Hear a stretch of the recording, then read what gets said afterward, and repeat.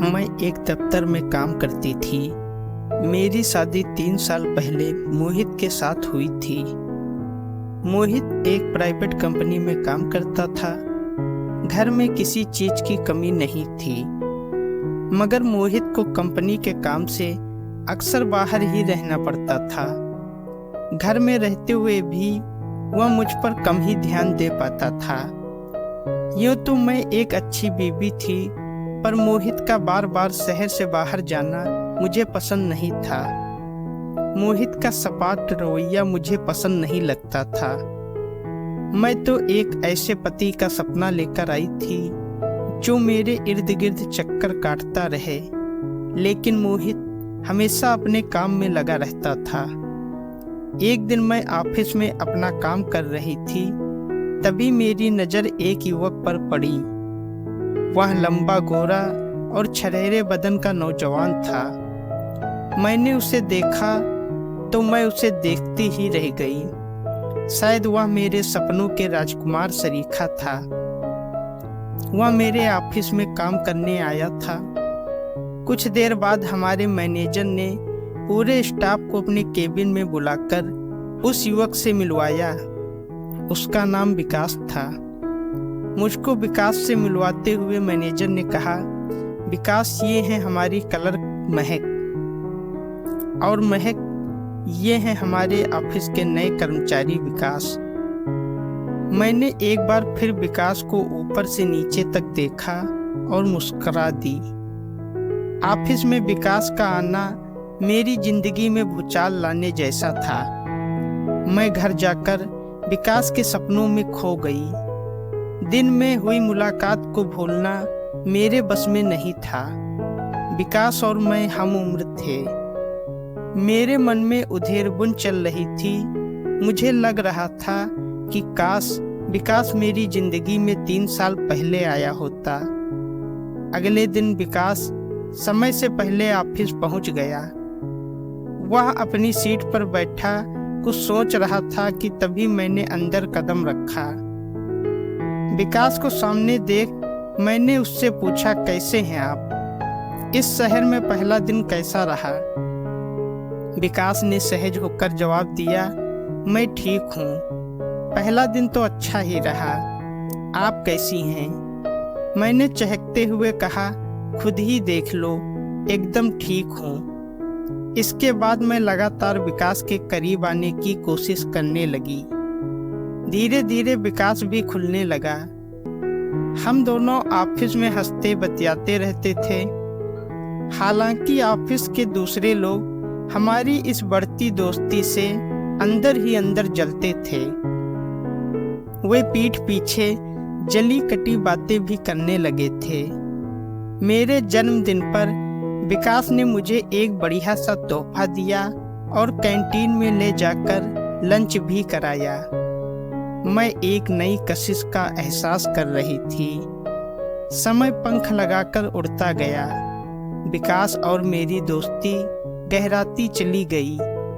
मैं शादीशुदा हूँ, विकास यह बात बखूबी जानता था। वह अपनी सीमाओं को भी जानता था। उसे तो एक अजनबी शहर में कोई अपना मिल गया था, जिसके साथ वह अपने सुख दुख की बातें कर सकता था।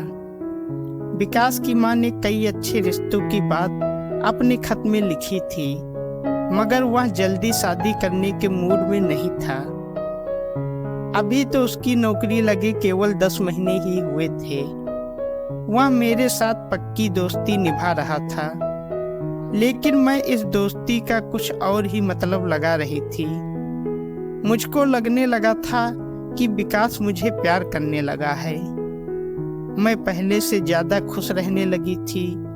मैं अपने मेकअप और कपड़ों पर भी ज्यादा ध्यान देने लगी थी। मुझ पर विकास का नशा छाने लगा था। मैं मोहित का वजूद भूलती जा रही थी। विकास हमेशा मेरी पसंद नापसंद का ख्याल रखता था। वह मेरी हर बात की तारीफ किए बिना नहीं रहता था। यही तो मैं चाहती थी। मुझे अपना सपना सच होता दिखाई दे रहा था। एक दिन मैंने विकास को डिनर पर अपने घर बुलाया। विकास सही समय पर मेरे घर पहुंच गया। नीली जीन्स व सफेद शर्ट में वह बेहद सजीला जवान लग रहा था। उधर मैं भी किसी परी से कम नहीं लग रही थी। मैंने नीले रंग की बनारसी साड़ी बांध रखी थी जो मेरे गोरे व हसीन बदन पर खूब फब रही थी। विकास के दरवाजे की घंटी बजाते ही मेरी बाछें खिल उठी। मैंने मीठी मुस्कान बिखेरते हुए दरवाजा खोला और उसे भीतर बुलाया। ड्राइंग रूम में बैठा विकास इधर उधर देख रहा था कि तभी मैं चाय लेकर आ गई। महक, मोहित जी कहाँ हैं? वे कहीं दिखाई नहीं दे रहे, विकास ने पूछा। मैं खींच कर बोली, वे कंपनी के काम से हफ्ते भर के लिए नागपुर गए हैं। उन्हें मेरी जरा भी फिक्र नहीं रहती है। मैं अकेली दीवारों से बातें करती रहती हूँ। खैर छोड़ो, चाय ठंडी हो रही है। विकास को लगा कि उसने मेरी किसी दुखती रग पर हाथ रख दिया है। बातों बातों में चाय कब खत्म हो गई पता ही नहीं चला। मुझको लग रहा था कि विकास ने आकर कुछ हद तक मेरी तन्हाई दूर की है। विकास कितना अच्छा है, बात बात पर हंसता मुस्कुराता है, मेरा कितना ख्याल रखता है। तभी विकास ने टोकते हुए पूछा, महक कहाँ खो गई तुम? अरे कहीं नहीं, सोच रही थी कि तुम्हें खाने में क्या पसंद है।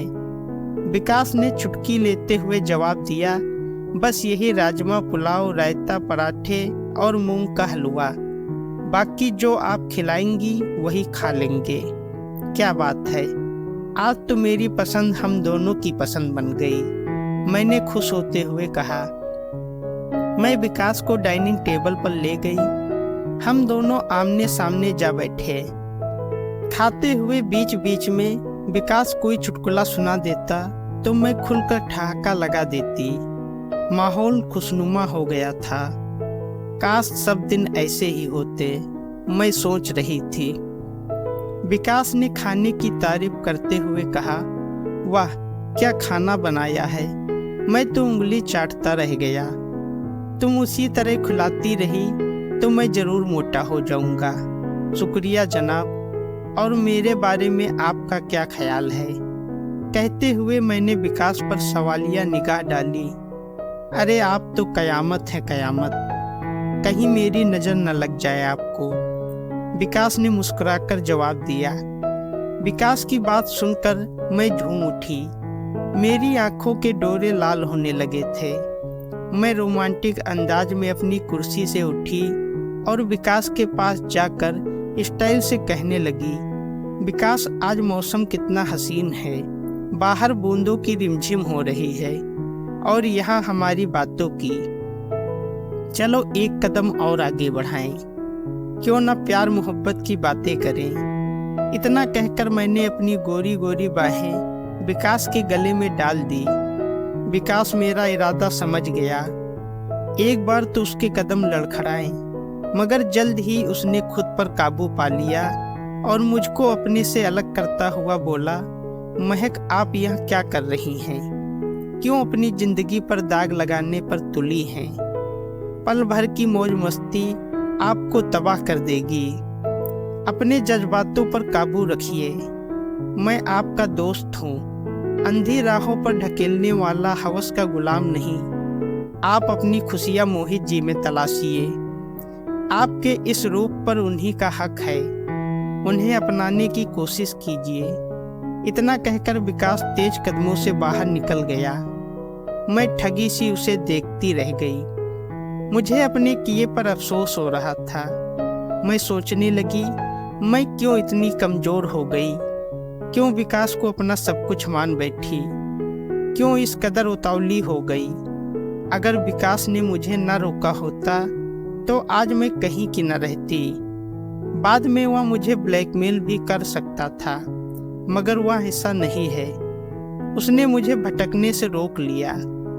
मुझे उसकी दोस्ती पर नाज है। आज उसने मुझे एक गहरी खाई में गिरने से बचा लिया। दोस्तों, अगर आपको कहानी अच्छी लगी है तो वीडियो को लाइक करें, शेयर करें और हमारे चैनल को सब्सक्राइब करें। धन्यवाद।